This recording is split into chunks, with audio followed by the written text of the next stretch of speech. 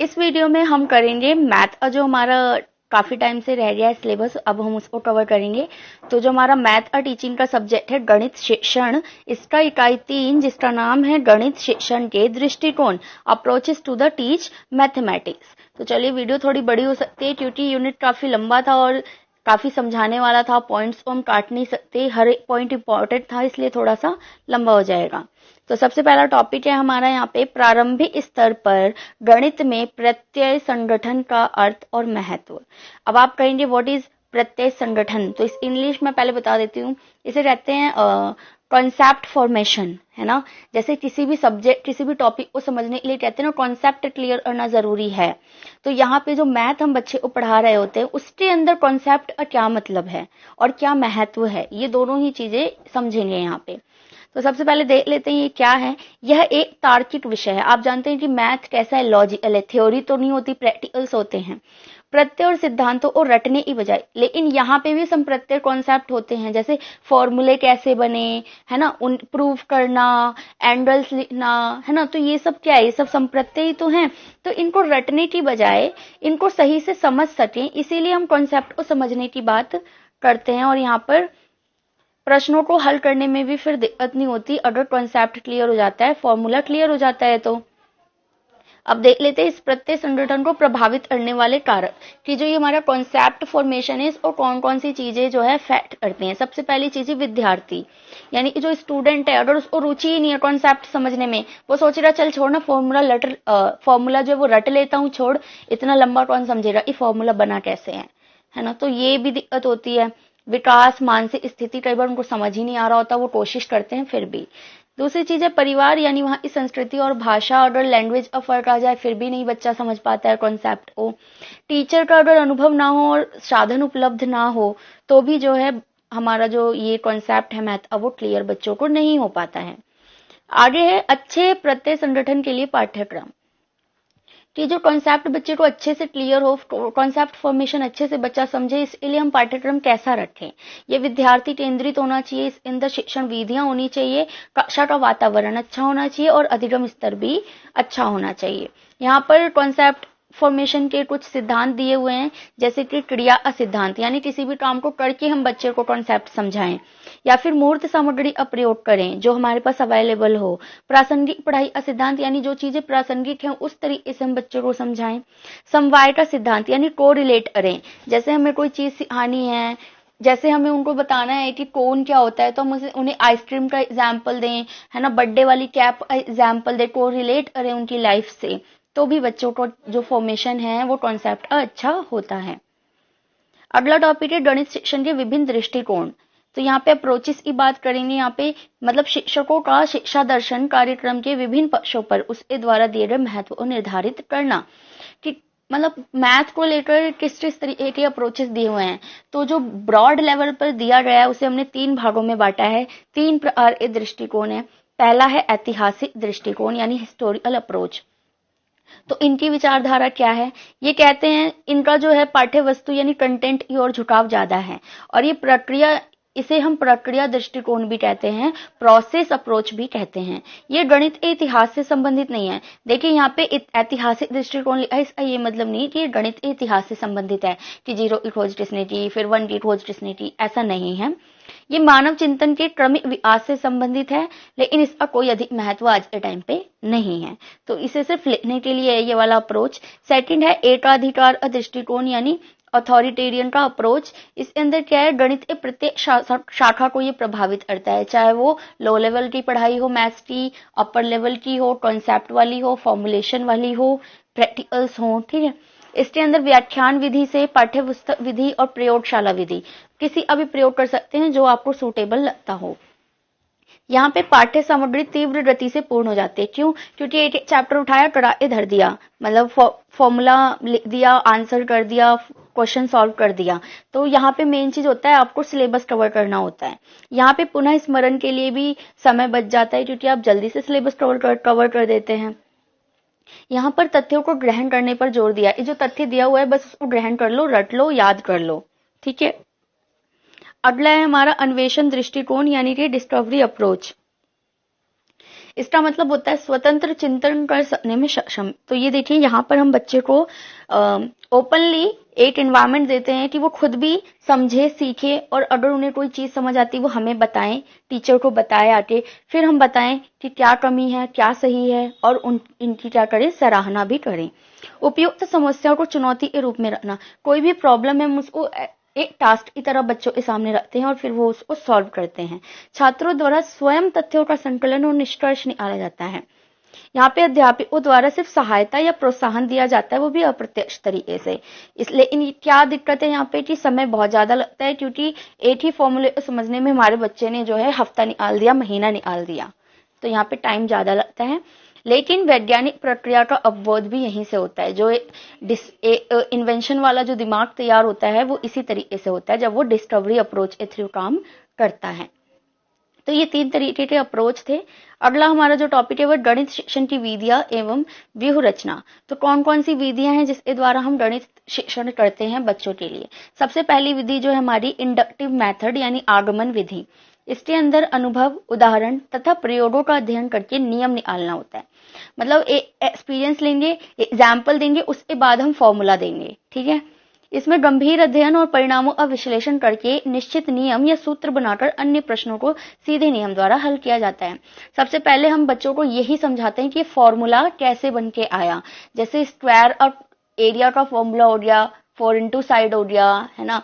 तो ये आया कैसे, कैसे ये फॉर्मूला बना, हम पूरी जानकारी जो है बच्चे को देते हैं। इसमें सोपान कौन कौन से हैं। सबसे पहले विशिष्ट उदाहरणों का हम प्रेजेंटेशन करते हैं, फिर ऑब्जर्वेशन निरीक्षण करते हैं, फिर जनरलाइजेशन कर देते हैं, देन लास्ट में उसका टेस्टिंग और वेरिफिकेशन कर देते हैं क्वेश्चन को सॉल्व करके। मैंने यहाँ पे प्रयोग भी दिया हुआ है, यानी एग्जाम्पल, जैसे कि त्रिभुज ए तीनों कोणों का योग होता है 180। ये हमने बच्चे को कह दिया। अब या तो बच्चा इसको रट ले, हमने तथ्य बता दिया, लेकिन नहीं। आगमन विधि में हम क्या करते हैं कि पहले त्रिभुज बनाकर दिखाएंगे, उसके सभी कोणों को माप कर तथा उसके योग करके हम दिखाएंगे। इसके बाद कई कोणों को बनाएंगे और फिर कोणों को मापकर उसका योग सारणी में या तालिका में लिखेंगे, और इन सभी उदाहरणों के द्वारा वे बच्चे जो है निष्कर्ष पे पहुंच जाएंगे कि तीनों कोणों का योग वाकई ही 180 होता है। इस विधि की कुछ विशेषताएं और कुछ सीमाएं भी होती हैं। तो पेपर में जब विधि कोई सी भी पूछे तो आपको पूरा आंसर इसी तरीके से कंक्लूड करना है। सबसे पहले वो विधि है क्या, फिर उसका एग्जाम्पल, फिर उसकी विशेषताएं और सीमाएं। तो आगमन विधि तो बहुत ही ज्यादा इंपॉर्टेंट है, तो इसे अच्छे से तैयार करें। विशेषताओं की बात करें तो ये स्थायी रूप से ज्ञान अर्जन में सहायक है। ये थकावट महसूस ना करके परिणाम मिलने पर बहुत ही खुशी देता है। छोटी कक्षाओं के लिए ये उपयोगी है। निरीक्षण व बौद्धिक क्षमता का विकास करता है। ये रट्टा विधि को समाप्त करता है। इसकी सीमाएं क्या है, ये बहुत ही धीमा है। अनुभवी और योग्य शिक्षक ही इसमें सफलतापूर्वक जो है काम कर सकते हैं। प्राप्त नियम एक निश्चित सीमा तक ही शुद्ध होते हैं। इसके लिए पर्याप्त बुद्धि, सूझबूझ और परिश्रम की आवश्यकता होती है, और ये बड़ी कक्षाओं के लिए अधिक समय ले लेता है, क्योंकि बड़ी कक्षाओं में बड़ा सिलेबस होता है, तो वहां पे हम इस तरीके से करवाएंगे तो टाइम ज्यादा कंज्यूम करेगा। अगली चीज है निर्गमन विधि यानी कि डिडक्टिव मेथड। इसमें क्या होता है, पहले ही हम उदाहरण द्वारा बने हुए नियम और सूत्र को बतला देते हैं। नियम से उदाहरण की ओर जाते हैं, यानी सामान्य से विशिष्ट की ओर। यहाँ पे क्या करते हैं, हम पहले ही फॉर्मूला बता देते हैं एग्जाम्पल के साथ, और फिर हम क्या करते हैं उस नियम से और क्वेश्चंस को सॉल्व करते हैं। तो यहाँ पे मैंने उदाहरण दिया है दैनिक जीवन का। इसमें क्या होता है कि हमने बालकों को पहले ही जानकारी दे दी कि हरे रंग के संतरे जो हैं वो खट्टे होते हैं। तो जब वो 3-4 हरे रंग के संतरे खाकर या चक्कर देखेगा तो उसे विश्वास हो जाएगा कि मुझे पहले ही बताया गया था जो नियम वो सही है। तो ये एक एग्जाम्पल है निर्गमन विधि का। इसकी विशेषताएं और सीमाएं क्या हैं। इसकी विशेषताओं में सबसे पहले आता है प्रश्न हल करने में कम समय लगता है, स्मरण शक्ति में वृद्धि होती है, नए प्रश्नों को हल करने में सहायक होता है, कम समय में अधिक ज्ञान इसमें मिल जाता है बच्चे को, और कम परिश्रम भी लगता है। लेकिन इसकी सीमाएं क्या क्या हैं कि प्राप्त ज्ञान स्थायी नहीं होता, जो कि उसमें होता है हमारे, ठीक है, जो अभी हमने ऊपर वाला किया था इंडक्टिव मेथड में। ये छोटी कक्षाओं के लिए कम उपयोगी है, जो बच्चों को क्लियर नहीं हो पाएगा, वो सिर्फ रट लेगा, क्योंकि ये रटने की प्रवृत्ति को बढ़ावा देता है। आगमन के पश्चात इसका प्रयोग किया जाना चाहिए। तर्क चिंतन और अन्वेषण की इसमें कमी होती है। अगली विधि है हमारी समस्या निवारण विधि, प्रॉब्लम सॉल्विंग मेथड। इसमें क्या होता है, विद्यार्थियों के सामने हम समस्या प्रस्तुत कर देते हैं। उदाहरण के लिए यदि खेत की लंबाई क्रमशः 400 मीटर और 300 मीटर है तो खेत का क्षेत्रफल ज्ञात कीजिए। ये प्रैक्टिस के लिए हमारे ज्यादा काम आती है ये वाली विधि। इसकी विशेषताएं और सीमाएं क्या हैं? ये जीवन संबंधित परिस्थितियों की सही जानकारी दे देता है, जीवन की समस्याओं को हल करने में सहायक होता है, आत्मविश्वास और आत्मनिर्भरता लाता है, सही चिंतन व तर्क शक्ति का विकास होता है, उच्च कक्षा के लिए ये उपयोगी होते हैं। सीमाओं की बात करें तो पाठ्यक्रम संगठित करना कठिन है, क्योंकि हमें ऐसे क्वेश्चन ढूंढने पड़ते हैं जो उनके जीवन से रिलेटेड हों। जीवन संबंधी समस्याएं ढूंढने में कठिनाई होती है, ये छोटी कक्षाओं के लिए अनुकूल नहीं है, मानसिक कार्य को बढ़ावा देता है, सही तथ्यों का संकलन कठिन होता है। यहाँ पे अगली जो हमारी विधि है वो है एनालिस्टिक मेथड यानी विश्लेषण विधि। अब विश्लेषण विधि का मतलब क्या होता है? इकट्ठी हुई वस्तुओं तथा सामग्री को अलग अलग करने की प्रक्रिया। आपके पास कोई डाटा है, फिर आप वो अलग अलग करेंगे, जैसे छोटे छोटे भागों में विभक्त करके हल करना। एग्जाम्पल देख लीजिए, इसको हम दूसरी तरह से कैसे लिख सकते हैं? ये हमारा क्वेश्चन है, जैसे AD = BC, ठीक है, ये हमें दिया हुआ है। अब हम इसको अलग अलग करके लिखेंगे दूसरी तरीके से, तो हमारा क्या आ जाएगा? A/B = C/D। दोनों का ही मतलब सेम है, लेकिन हमने इसको अलग तरीके से लिखकर यहाँ पर दिखाया है। तो ये इस विश्लेषण विधि का एग्जाम्पल है। अगली जो हमारा मेथड है वह संश्लेषण विधि यानी सिंथेसिस मेथड। यहाँ पे उसका उल्टा होता है। इसमें क्या होता है? अलग अलग भागों को जोड़ देते हैं। विश्लेषण के विपरीत या फिर पूरक कह लीजिए, ये तथ्य की सत्यता की जांच करने के लिए होता है। जैसे उदाहरण के लिए A/B = C/D, तो हमें क्या प्रूव करना है कि AC + 4B² BC। इसके बाद हम इसको सॉल्व करते जाते हैं। क्योंकि अब हम यहाँ पे अलग अलग भागों में बांटते हैं। जैसे हम पूरा क्वेश्चन सॉल्व करते हैं ना, A+B वाले जितने भी फॉर्मूले से क्वेश्चन सॉल्व करते हैं, देन लास्ट में जाके हमारा कोई आंसर आ जाता है। तो यही यहाँ पर इसका यही एग्जाम्पल आएगा। देखिए यहाँ पे लास्ट में मैंने आंसर निकाला हुआ, आप कोई भी क्वेश्चन का एग्जाम्पल यहाँ पे डाल सकते हैं। नेक्स्ट मेथड है प्रोजेक्ट मेथड, योजना विधि। यहाँ पे पूर्ण संलग्नता के साथ जो है सामाजिक वातावरण में काम किया जाता है, यानी हम बच्चों को प्रोजेक्ट देते हैं। पता ही है, आपने भी प्रोजेक्ट बनाए होंगे अपने टाइम पे। एग्जाम्पल के लिए विद्यालय बजट का अध्ययन करना, या विभिन्न देशों की मुद्रा का आकलन करना या अध्ययन करना, जिसमें हम फाइल बनाते हैं, प्रोजेक्ट बनाते हैं। ग्रुप वाइज भी होता है ये, इंडिविजुअल भी होता है ये कितने प्रकार का होता है? सृजनात्मक व रचनात्मक हो सकता है, आनंदात्मक योजना, समस्यात्मक योजना, अभ्यासात्मक योजना। तो ये प्रोजेक्ट के टाइप हो सकते हैं। करते हैं इनकी विशेषताएं और सीमाओं की बात, तो ये सीखने की स्वतंत्र विधि है। इससे सामाजिक गुणों का भी विकास होता है, इसमें परिश्रम का महत्व पता चलता है, इसमें व्यक्ति की योग्यता पता चलती है, और ये मनोवैज्ञानिक रूप से भी बच्चे पर काम करता है। सीमाएं हैं इसकी कि शिक्षकों से अधिक अपेक्षाएं रखता है, अधिक खर्चीला होता है। कई बार जब हम फाइल वाइल बनाते हैं या कहीं से डाटा कलेक्ट करते हैं तो भी खर्चा बढ़ जाता है, समय का बहुत ही ज्यादा अपव्यय होता है। गणित शिक्षण के लिए ज्यादा उपयुक्त नहीं है, क्योंकि मैथ में तो क्या होता है, सारा दिमाग का और मतलब आपकी प्रैक्टिस का खेल होता है। पाठ्यक्रम समय पर समाप्त नहीं हो पाता, क्योंकि ये टाइम ज्यादा कंज्यूम करता है। अगले चलते हैं हम वैकल्पिक व्यूह रचना यानी अल्टरनेट स्ट्रेटेजीज। अब हम किन किन तरीकों से कौन कौन सी स्ट्रेटेजीज यूज करें और बच्चे को पढ़ाएं। तो यहाँ पे हम लिखित कार्य रिटन वर्क करवा सकते हैं, मौखिक कार्य ओरल वर्क करवा सकते हैं, अभ्यास कार्य ड्रिल वर्क करा सकते हैं, होमवर्क गृह कार्य देते हैं, समूह कार्य यानी ग्रुप स्टडी करवाएंगे, स्वाध्याय पर बल सेल्फ स्टडी पर ध्यान दिलवाएंगे, पर्यवेक्षित करवाना यानी सुपरवाइज कराएंगे उनको, है ना, और पुनरीक्षण रिव्यू करना उनके काम को, अभ्यासार्थ असाइनमेंट्स देना, उद्वलित मस्तिष्क कार्य यानी ब्रेन स्टॉर्म करने वाले काम हम बच्चों को देंगे। तो ये भी हमारे पेपर में कई बार ये टॉपिक आ जाता है, स्ट्रेटेजीज जो है हमारी मैथ को पढ़ाने की। आगे चलते हैं, गणित में अर्थपूर्ण ज्ञान प्राप्त करने की मुश्किलें। कि गणित में जो अर्थपूर्ण ज्ञान है उसे प्राप्त करने में जो मुश्किलें प्रॉब्लम्स आती हैं वो क्या क्या हैं। तो गणित में अर्थपूर्ण ज्ञान क्या होता है, पहले ये देख लेते हैं।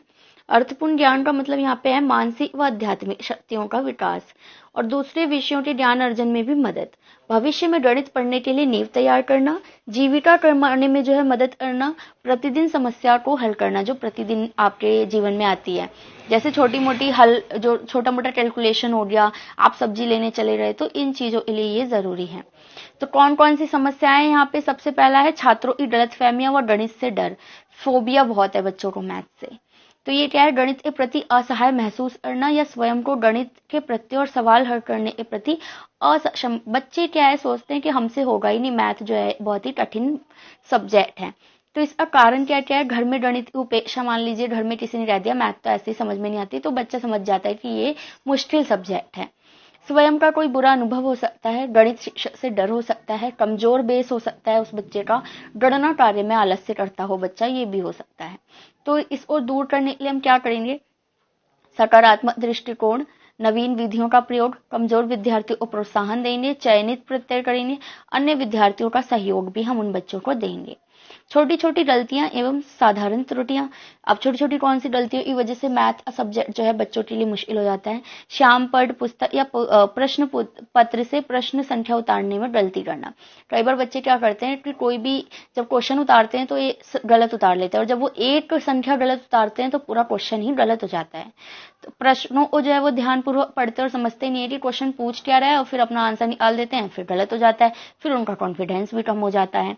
नकारात्मक संख्याओं की गणना करने में समस्या होती है। नेगेटिव जो हमारे इंटीजर्स होते हैं या संख्याएं नंबर्स होती है वो बच्चे समझते नहीं है, वो तो सोचते हैं 1 2 3 होता है, लेकिन -1 -2 आ जाता है तो बच्चे कंफ्यूज हो जाते हैं। मानक मात्रा के प्रयोग में त्रुटियां, गणना में अधिक समय लगता है तो भी बच्चे इसको नहीं करते। सामान्य गलतियां एवं उनके उपचारात्मक कार्यक्रम, जो नॉर्मल जो गलतियां बच्चे करते हैं और उसका उपचार क्या है। तो क्या क्या गलतियां करते हैं? पूर्णांकों का योग जोड़ने में, घटाने में, जमा घटा के चिन्हों को नहीं समझते, गुणनफल करने में, और पूर्णांकों का जो है जो रिजल्ट बाद में निकलता है वो ये फल यहाँ पे भागफल आएगा, ठीक है। तो गुणा भाग जमा घटा ये सब करने में गलतियां करते हैं सामान्य। तो इसके उपचार क्या है कि हम उन्हें माइनस प्लस चिन्हों की जानकारी दें कि माइनस प्लस क्या होता है, प्लस माइनस माइनस होता है, ये सारी जानकारी दें। अंश व हर बताएं कि डेनोमिनेटर और नैनोमिनेटर क्या होते हैं। गणना का अभ्यास करें, प्रैक्टिस करवाएं हम उनको कैलकुलेशन की, क्योंकि हर जगह उनके पास कैलकुलेटर नहीं होगा, स्कूल टाइम पे तो अलाउड बिल्कुल नहीं होता है। तो ये आपका यूनिट 3 था मैथ का, यहाँ पे पूरा कंप्लीट हो गया।